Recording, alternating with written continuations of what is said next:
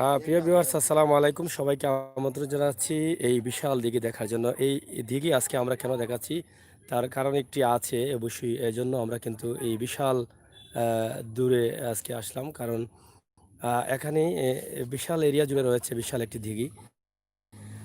আপনারা হয়তো অনেকেই জানেন যে ইতিহাসের পাতায় যুগ যুগ ধরে যার নাম রয়েছে কমলা রানী, সেই কমলা রানীর দিঘি নামে পরিচিত, অথবা রাজনগরের দিঘি নামে পরিচিত। অনেকেই জানেন যে কমলা রানীর দিঘি, এটাকে অনেকেই চেনেন বা অনেকেই জানেন। এই কমলা রানীর অনেক ইতিহাস আছে। সেই ইতিহাস আজ থেকে 400 বছর আগে তৈরি হয়েছিল। এখানে সুবিদ নারায়ণ নামে একজন ছিলেন, ওনার স্ত্রী ছিলেন কমলা রানী। প্রায় 400 বছর আগে এই ইতিহাস এবং অনেক জল্পনা কল্পনা, অনেক কাহিনী এখানে ঘটেছিল, যার ফলে খালে খালে এটা ইতিহাসের সাক্ষী হয়ে আজও দাঁড়িয়ে রয়েছে। একদম এখানকার পাশেই কিন্তু একটি মাজার রয়েছে, 360 আউলিয়ার পূর্ণভূমি আমরা জানি। শাহজালাল রহমতুল্লাহি আলাইহির সাথে সাথে অন্যতম সফর সঙ্গী শাহ কুতুবুদ্দিন। আর শাহ কুতুবুদ্দিন শাহর মাজারও কিন্তু এখানে রয়েছে এই কমলা রানীর একদম পাশেই।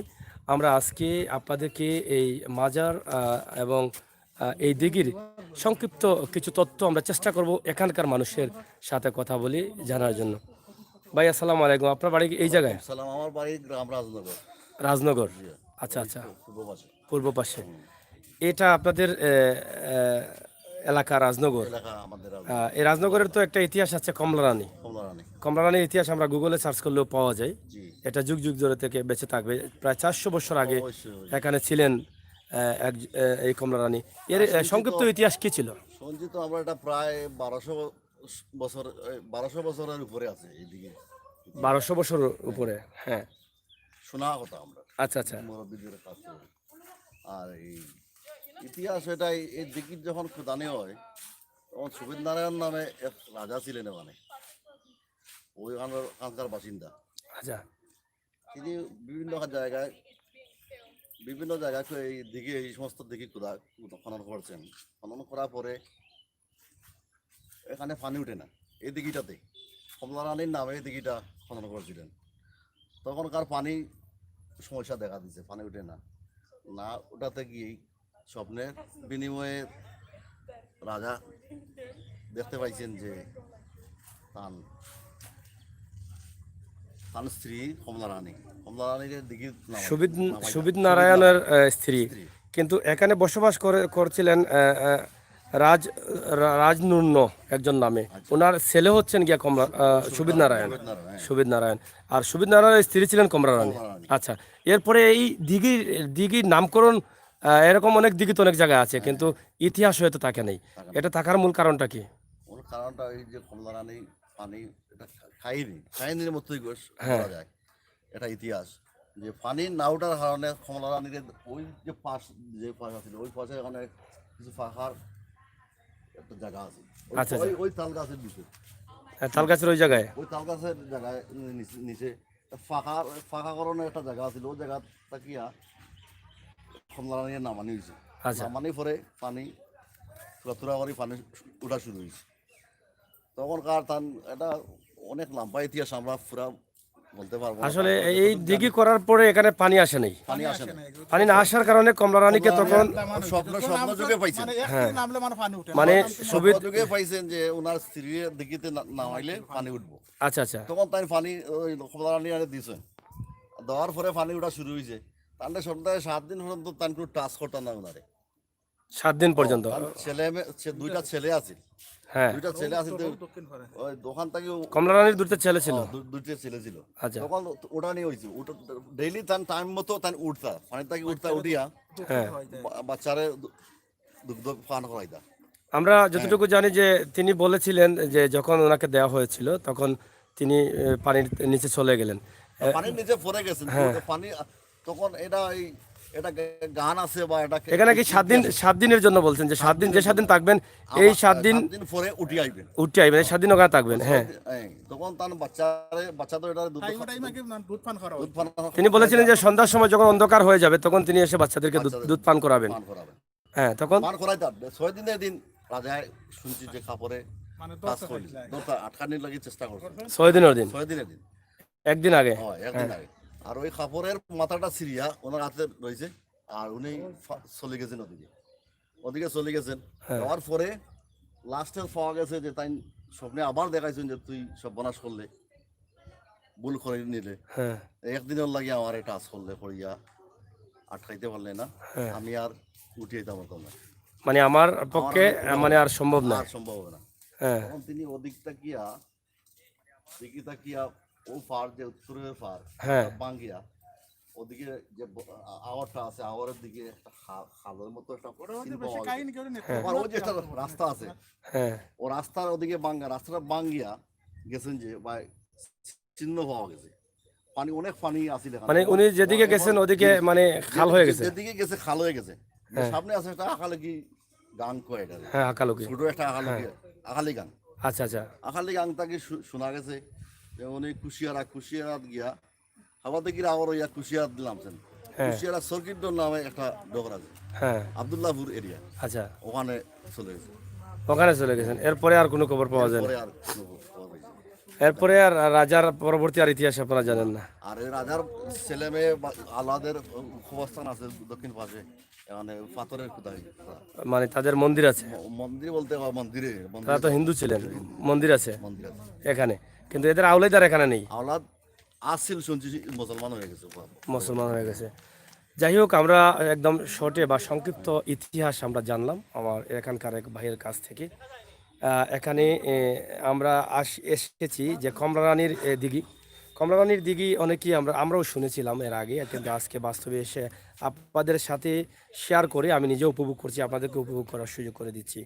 কমলারানীর দিঘি এখানে বিশাল জায়গা রয়েছে, এখানে বিরাট বড় জায়গা, আমরা বারোয়াল জায়গা। বারোয়াল বারো এই সমস্ত এটা নিম্নস্তরে যে পয়েন্টটা আছে পয়েন্ট পর্যন্ত আমরা যতটুকু জেনেছি কমলারানীর সম্বন্ধে, এখানে আপনারা দেখছেন যে বিশাল একটি সাগর, যে দিঘি, এই দিঘিটা করার পরে কিন্তু এখানে পানি উঠে নাই। পানি না ওঠার কারণে কিন্তু এখানে রাজাকে বলা হয়েছিল, স্বপ্নে দেখানো হয়েছিল যে কমলারানী ওনার স্ত্রী 2 সন্তানের জননী খেয়ে যখন এখানে নামানো হবে তখন কিন্তু পানি উঠবে। এরপরে নামানোর পরে 7 দিনের জন্য ওনাকে নামিয়েছিলেন এবং বলেছিলেন যে 7 দিন টাচ করবে, 7 দিন পরে তিনি চলে আসবেন। কিন্তু 7 দিন পরেও কিন্তু তিনি আসেন নাই। 7 দিন হবার আগেই কিন্তু 6 দিনের দিন রাজা কিন্তু এই কমলারানীর গায়ে হাত দিয়েছিলেন, যার ফলে কমলারানী এখান থেকে চলে গেলেন। যাই হোক, পরবর্তীতে স্বপ্নে যুগে দেখানো হয়েছে যে একদিনের জন্য আমার গায়ে হাত দিয়ে বা আমাকে আটকানোর চেষ্টা করে অনেক ভুল করলেন, আমাকে আর পাবেন না। যাই হোক, প্রিয় দর্শক শ্রোতা, আমরা চেষ্টা করেছি আপনাদেরকে এই সংক্ষিপ্ত ইতিহাস এবং ইতিহাস জানানোর জন্য। এখানে রয়েছে 360 আলুয়ার, এখানে একটি সাপও দেখা যাচ্ছে দিঘিতে, একটি সাপ আছে। নিয়ন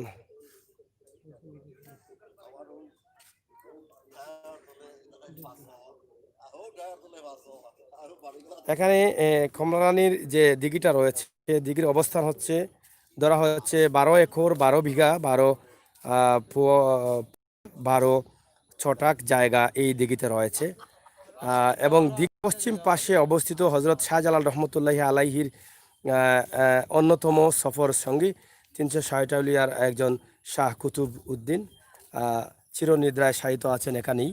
আপনারা দেখছেন যে এই পাশটায় এখানে 360 আউলিয়ার অন্যতম একজন সফর সঙ্গী শাহ কুতুবউদ্দিন রয়েছেন। আমরা এই দিঘির পাশাপাশি এখানে একটি মাজার রয়েছে, আমরা মাজারটা দেখানোর চেষ্টা করছি। বিদেশ থেকে ভক্ত মুরিদান বা বিভিন্ন দেশ থেকে ভক্ত মুরিদান কিন্তু এখানে আসেন প্রায় সময়ই। আমরা আজকে একদম শর্টে আপনাদেরকে এটি দেখানোর চেষ্টা করছি। এই মাজারটি 360 আউলিয়ার অন্যতম সফর সঙ্গী শাহ কুতুবউদ্দিন রহমতুল্লাহি আলাইহি। চাচা ওখানেও তখন নি একটু আমরা লগে আউকা, একটু আমরা মাতি আউকা।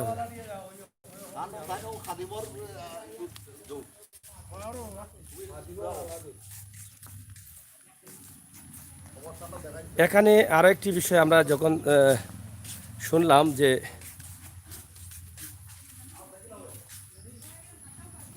কমলারানীর মৃত্যুর পর রাজা সুবিধ নারায়ণ ইসলাম ধর্ম গ্রহণ করেছিলেন, এটাই আমরা এখানে ইতিহাস সাক্ষী দিচ্ছে। তা কতটুকু সত্য সেটা আমরা বলতে পারতেছি না।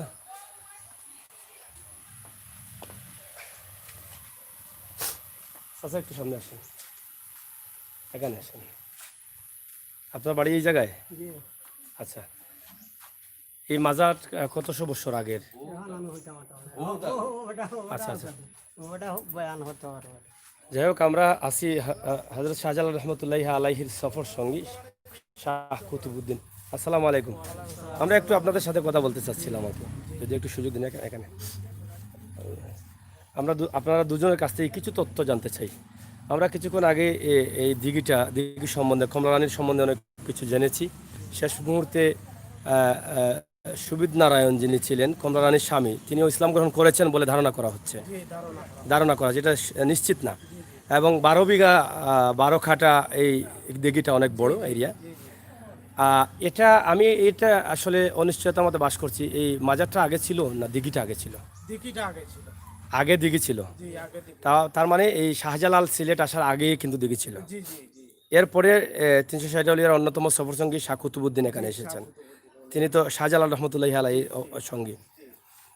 এরপরে এখানে আসার পরে তো দিঘিটাই রয়েছিল, তখন কিন্তু নারায়ণ ছিলেননি এখানে, না? না ছিলেন না। ছিলেন না। হ্যাঁ হ্যাঁ হ্যাঁ, ছিল ছিল ছিল। নারায়ণ ছিলেন এখানে, সারিদি কেলাম ছিল। সোয়ারিদি উনি ছিলেন, শাহ কুতুবুদ্দিন ছিলেন। উনি আসার পথে ওনার বাড়ির সামনে ওনাকে ঘেরাও করা হয়েছে। কি জন্য আসছেন? মানে এই যে এই রাজায় আটকিয়েছিলেন সুবিদ নারায়ণ। নারায়ণ ওরা হ্যাঁ। ওনার যেগুলা কর্মচারী ছিল ওরা ওরা ওনাকে আটকাইছিল। আটকাইছিল, হ্যাঁ তখন উনি বলছিলেন যে আমি তো সফরে আসছি। হ্যাঁ। তখন ওনাকে কিছু বেইজ্জত করার চেষ্টা হয়েছিল। তখন উনি যারা সুয়ারি দিয়ে আসছিলেন হ্যাঁ। ওরা ভয় পাইয়া গেল, যারা বোঝা নিয়ে আসছিল কাছে। আচ্ছা আচ্ছা। ওরা ভয় পাইয়া গেল, ভয় পাইয়া বললো যে হুজুর আমরা এখন কি করতে পারি, বলে আপনারা সরে যান, আচ্ছা, ওনাকে ছেড়ে আপনারা সরে যান ভয় পাইলে। তখন মানে ওরা শাহ কুতুবুদ্দিন বলেছিলেন যে আপনারা যদি ভয় পান তাহলে সরে যান। সরে যান। আচ্ছা, তখন হ্যাঁ ওরা ভয় পাইয়াই গেছিল, অলরেডি ভয় পাইয়াই গেছিল। তখন এরকম ঘেরাও করে দিয়েছিল ওনাকে। হ্যাঁ। তখনই ওরা যখন সরে গেল, ওনার পালকিটা তখন শূন্য রয়েছিল কাঁধের উপরে। তখন ওরা যারা আক্রমণ করছিল, ঘেরাও করছিল, এরাও ভয় পাইয়া গেল। ভয় পাইয়া গিয়া রাজাকে জানাইলো যে মহারাজ এইরকম তো আমরা কোনোদিন দেখি নাই, আর আমরা না জানি কি ভুল করে ফেলেছি কিনা, আপনি দেখা করে দিয়া। তখন উনি আসছেন, আসার পরে উনি মাফ চাইলেন, ক্ষমা চাইলেন, বললেন যে আপনার প্রয়োজন মোতাবেক যতটুকু কাজ লাগে আপনি করেন। সুবিদ নারায়ণ তখন ক্ষমা চাইছেন। ক্ষমা চাইছেন। আচ্ছা। এর পরবর্তীতে উনি মুসলিম তো গ্রহণ করেছিলেন কার কাছে? ওনার কাছে? এটা কোনো ওনার কাছে ওনার কাছে করেছেন বলে আপনাদের বা আমাদের ধারণা এইরকমই, ওনার কাছেই। হ্যাঁ, না নিশ্চয়ই নিশ্চয়ই, এটা তো সারা মহল্লাবাসী সবাই। এটা তো যুগ যুগ ধরে বাবা ছেলেকে বলছে, ছেলে তার নাতিকে বলছে, নাতি তার পন্থীকে বলছে, ধারাবাহিকভাবে হয়তো এটা আসছে। যাই হোক, আমরা শুনেছি কতশো বছর আগের এটা কাহিনী? 700-800 বছর। 700 বছরের কাহিনী হবে। শাহজালাল আসার পরে তো 701 বছর হয়েছে। 701 বছর আগের এই মাজারটি, এখানে আপনারা বিশাল একটি কাহিনী রয়েছে। সুবিদ নারায়ণের আগে তার বাবা ছিলেন রাজ নুন্নরের ছেলে হচ্ছেন সুবিদ নারায়ণ। রাজ নুন্নর কিন্তু এখানে বসবাস করতেন, রাজা ছিলেন। কমলা রানী ওয়াইফ এই দিঘি খুদার পর পানি উঠে নাই, তখন ওনাকে নামিয়েছিলেন। ধর্ম মোতাবেক যতটুকু করার ছিল উনি করলেন। তখন উনি স্বপ্নে দেখলেন একদিন রাত্রে যে তোমার স্ত্রীরে দিঘিতে নামাও, তখন জল উঠবে। হ্যাঁ। তখন তার শর্ত ছিল যে স্বপ্ন মোতাবেক যে 7 দিন পর্যন্ত ওনাকে সোয়াদোয়া বা কথাবার্তি বলতে পারবে না। 7 দিন? 7 দিন। তখন 6 দিনের মাথায় উনি ওনাকে সইলেন। মানে 6 দিনের মাথায় কমলা রানীকে সুবিদ নারায়ণ, হ্যাঁ, তখন উনি খাবার লাভ দিয়া করে গেলেন, করার পরে আর উঠে নাই। পরবর্তীতে উনি শুনলাম উনি ওদিকে মানে পাহাড় ভেঙে যাবৎ পরে 6 দিনের মাথাতে 7 দিনের পর উনি বাসতেন। হ্যাঁ, বাসতেন। আরো 6 জন মহিলাও ছিল আমরা শুনেছি ওনার সাথে, কমলা রানীর সাথে। হ্যাঁ, নৌকার মধ্যে উঠতেন। তখন কিছু বাদ্যবাজনা বাজতো, মহল্লাবাসী সবাই বাদ্যবাজনার আওয়াজ শুনে এই দিঘির চতুর্পাড়ে ঘেরাও করত। আচ্ছা আচ্ছা। তখন তখন উনি আবার ওই এই কিছুক্ষণ পরে আবার পানির নিচে গেলেন। পরবর্তীতে উনি এখান থেকে বের হলেন কিভাবে? উনি কমলা রানী। পরবর্তীতে একদিন রাতে দেখা যায় এই যে পার ভাঙ্গা, হ্যাঁ। এই তো দেখে নাই, তখন এই পার ভাঙ্গা যাওয়ার সময় শেষ রাত্রে একজন জেলে উনি মাছ ধরার উদ্দেশ্যে বার হয়েছিলেন। তখন আইয়া দেখলেন ওদিকে এই নালার দিকে দিয়ে অনেক মাছ যাইতেছে। তখন উনি জাল ধরলেন, তখন ওনাকে বাধা দেওয়া হইলো যে তুমি এখন ধরিও না, পরে ধরো। হুম তখন উনি আবার উঠলেন, উঠিয়া পারে কিছুক্ষণ অপেক্ষা করলেন, পরে আবার কিছুক্ষণ পরে আওয়াজ আইলো যে তুমি এখন মাছ ধরতে পারো। তখন উনি প্রচুর মাছ ধরছিলেন। প্রচুর মাছ ধরার পরে যাওয়ার সময় ওনাকে বলা হইলো যে আওয়াজ আইলো যে তুমি কাউকে বলিও না, হুম। কাউকে বলিও না। তখন উনি যেতগুলা মাছ নিছিল সব মাছ খাসা পয়সা হয়ে গেল, আচ্ছা। কাঁচা পয়সা হয়ে গেল। আগের যে রোগার পয়সা হ্যাঁ। আমরা শুনেছি, এগুলা পয়সা হয়ে গেল। উনি তখন ওনার স্ত্রী বাড়ি যাওয়ার পরে কইলো যে এতগুলা পয়সা তুমি কোথার থেকে আনলাই? হুম। উনি বলে নাই। তার স্ত্রী তো কৌশলে কথা বলে ফেলেছে। তখন উনি জ্বর আসিয়া লগে লগে মারা গেছে। তখন আমরা শুনেছি পয়সাগুলাও গায়েব হয়ে গেছে। গায়েব হয়ে গেছে। গায়েব হয়ে গেছে। তাইলে হচ্ছে সুবিদ নারায়ণের স্ত্রী কমলা রানী ছিলেন এবং দিঘিতে পানিও না ওঠার কারণে ওনাকে 7 দিনের জন্য স্বপ্ন যুগে দেখার পরে নামিয়েছিলেন, কিন্তু 6 দিনের দিন ওনাকে ধরার চেষ্টা করেছিলেন এবং শুনেছি ওনার বাচ্চাদেরকে তিনি সন্ধ্যার আধারে কিন্তু দুধ পান করাতেন। এই পান করানোর সময় কিন্তু 6 দিনের দিন রাজা ধরার চেষ্টা করেছিলেন। সেই থেকে তিনি আর বললেন যে আর আসবেন না কখনো, অপেক্ষা না করার জন্য। যাই হোক, আপনাদেরকে ধন্যবাদ প্রিয় দর্শক শ্রোতা। সিলেটের ম্যাগাজিন টিভি থেকে আমরা চেষ্টা করি সবসময় এ ধরনের তথ্যভিত্তিক ভিডিও তৈরি করে দেওয়ার জন্য। সিলেটের ইতিহাস, ঐতিহ্য, সৌন্দর্য, বিনোদন, খবরাখবর সহ সব ধরনের তথ্যভিত্তিক নিউজ নিয়ে কিন্তু আমরা সিলেটের ম্যাগাজিন ইউটিউব চ্যানেল কাজ করে যাচ্ছি। আশা করি আপনাদের ভালো লেগেছে। ভালো লাগাটাই আমাদের কাছে সার্থকতা। আমরা প্রায় 110 জনের উপরে লাইভে আছেন। আপনাদের ভালোবাসা আমরা পেয়েছি। কমলা রানী ঘর কোনটা? কমলা রানীর কোনো ঘর আছে এখানে? কোনো ঘর বাড়ি, নাই, এখন বর্তমানে নাই। কোনো বংশধর নাই? মেন বাড়িতে যে বাড়িটা ছিল এই বাড়িতে এখন ঈদগাহ হয়ে গেছে। ঈদগাহ হয়ে গেছে। ঈদগাহ হয়ে গেছে। আর ফুলবাগান নামে একটা বাড়ি আছিল, এখানে ফুলবাড়ি বলে পরিচিত। হ্যাঁ। এই বাড়িটাও এটা মানে ওনার হস্তগতে নাই আর। যাই হোক, কমলা রানীর কোনো বাড়ি নেই। কমলা রানীর স্মৃতি হিসাবে এই দিঘিটাই রয়েছে এবং সুবিদ নারায়ণ ওনার এই দিঘিটাই রয়েছে তাদের স্মৃতি। আর এই দিঘিটাই কিন্তু আজকে ইতিহাসের পাতায় যুগ যুগ ধরে সাক্ষী রয়েছে এবং আজীবন সাক্ষী হয়ে থাকবে। আমরা আজকে আছি কমলা রানী রাজনগর, মৌলভীবাজার রাজনগর। এই গ্রামের নাম কিনা? সাহেবপুরে। এবং এখানে একজন অলি সাহিত্য আছেন, 360 আউলিয়ার অন্যতম সফর সঙ্গী শাহ কুতুবুদ্দিন। আমরা এই একই সাথে দুটি বিষয়ের উপস্থাপনা করলাম। তবে এখানকার মানুষের ধারণা বা ইতিহাস সাক্ষী দেয় সুবিদ নারায়ণ শেষ পর্যন্ত ইসলাম ধর্ম গ্রহণ করেছিলেন। এখানকার মানুষের কাছ থেকে শুনলাম এই শাহ কুতুবুদ্দিন আউলিয়ার কাছেই তিনি ইসলাম ধর্ম গ্রহণ করেছিলেন। ধন্যবাদ আপনাদের সবাইকে, আপনাদের মূল্যবান মতামত এবং মূল্যবান পরামর্শ দেওয়ার জন্য। এই মাজারটি আমরা একদম শর্টে দেখিয়ে নিচ্ছি। এখানে আরেকটি বিষয় আমাদেরকে একটু শেয়ার করেন। এখানে গাছ, এই গাছগুলো তো অনেক পুরনো মনে হয়, অনেক পুরনো। অনেক পুরনো ডালে গাছ হয়েছে। উনি আসার পরে কি এই যে উনি আসার পরে, হ্যাঁ, উনি আসার পরে কি এই বিষয়টাই মানে ওনার আধ্যাত্মিক শক্তিটা কি এই পালকিটাই দেখিয়েছিলেন না আর কিছু দেখিয়েছিলেন? আর কিছু দেখিয়েছিলেন? আরো অনেক কিছু আছে, তো আমাদের জানা নাই। উনি ছোটবেলাতে যখন যখন ওনার বাড়িতে ওখানে ছিলেন তখন হ্যাঁ।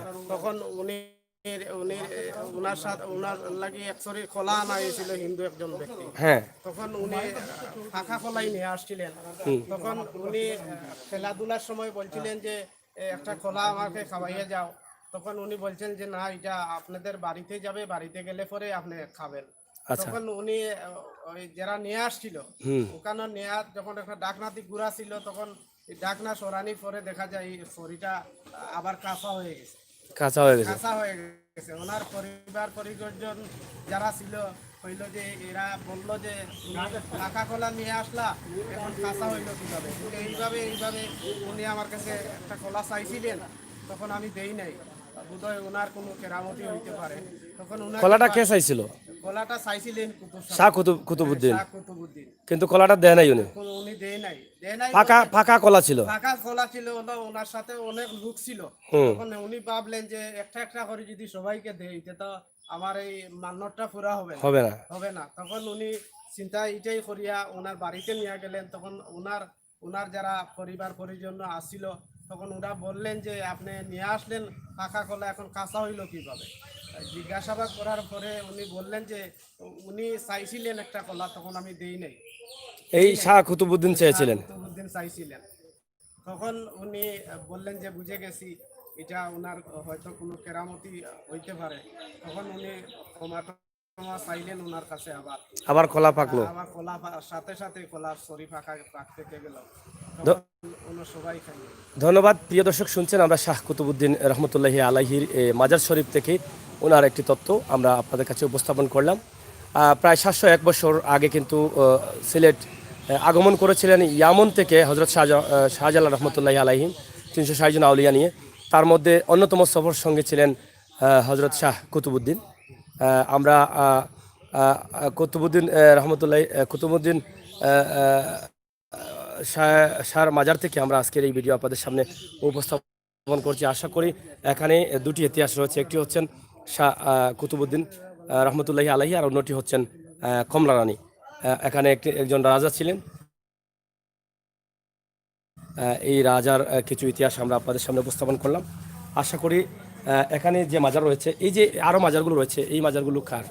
ওনাদের সঙ্গের সাথী যারা ছিলেন, জামাত নিয়ে আসছিলেন। হ্যাঁ, এই জামাতের সঙ্গের সাথী যারা ছিল সবাই এখানেই দাফন হচ্ছে। পরবর্তীতে কি এই এলাকার খাদিম হিসাবে কেউ এখানে সাহিত্য আছেন? বাইরে আছেন, কিন্তু এখানে যারা আছেন তারা সবই শাহ কুতুবুদ্দিন সাহেবের সাথে সঙ্গী সাথী। যাই হোক, আমরা শেষ করে নিব। আমরা মসজিদ, এবং এখানে একটা মসজিদ না, এখানে একটি মসজিদ হয়েছে এবং মাজার তো আমরা দেখালাম, এবং পাশেই রয়েছে দিঘি। আপনারা এই প্রতি পাশে, হ্যাঁ, কোন নানো এই দিঘির ফারনি, দিঘির ফারা কবরস্থান এখন।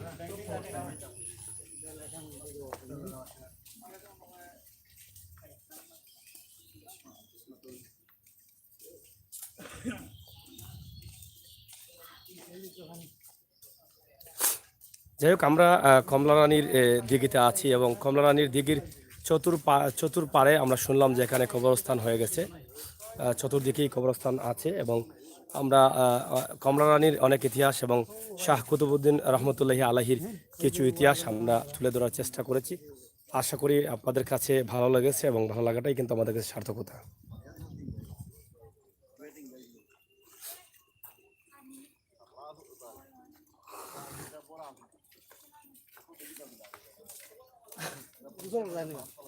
না হয় নাকি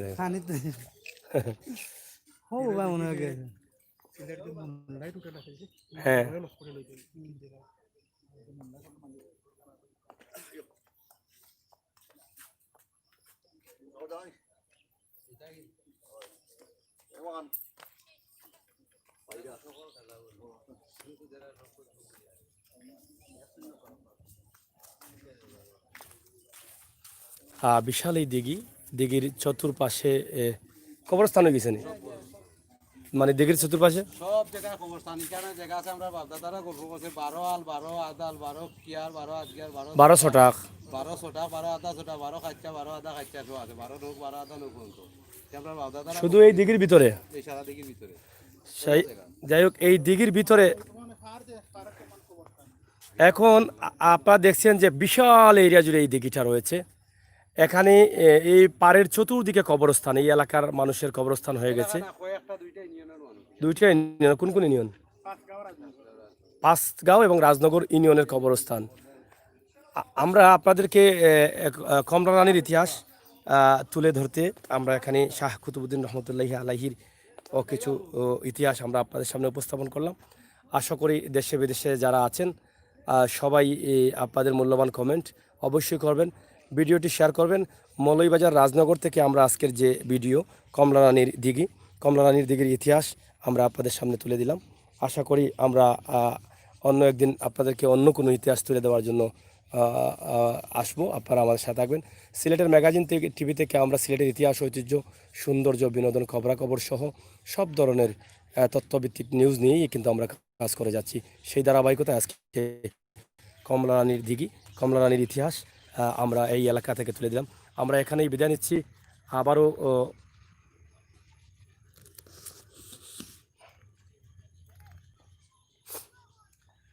প্রিয় দর্শক, আমরা এখানেই বিদায় নিচ্ছি। আমরা আবারও আপনাদের সাথে আসবো, দেখা হবে, কথা হবে। সেই পর্যন্ত দেশে বিদেশে যা যেখানে আছেন, যেভাবে আছেন, সবাই ভালো থাকবেন, সুস্থ থাকবেন, নিরাপদে থাকবেন, সেই প্রত্যাশা রেখেই আজকে আমি আমির হোসেন সাগর এবং আমাদের প্রতিনিধি ইঞ্জিনিয়ার লায়েক আহমদ আমরা আছি। ইনশাআল্লাহ আরও কিছু দেখানোর চেষ্টা করব। আল্লাহ হাফেজ।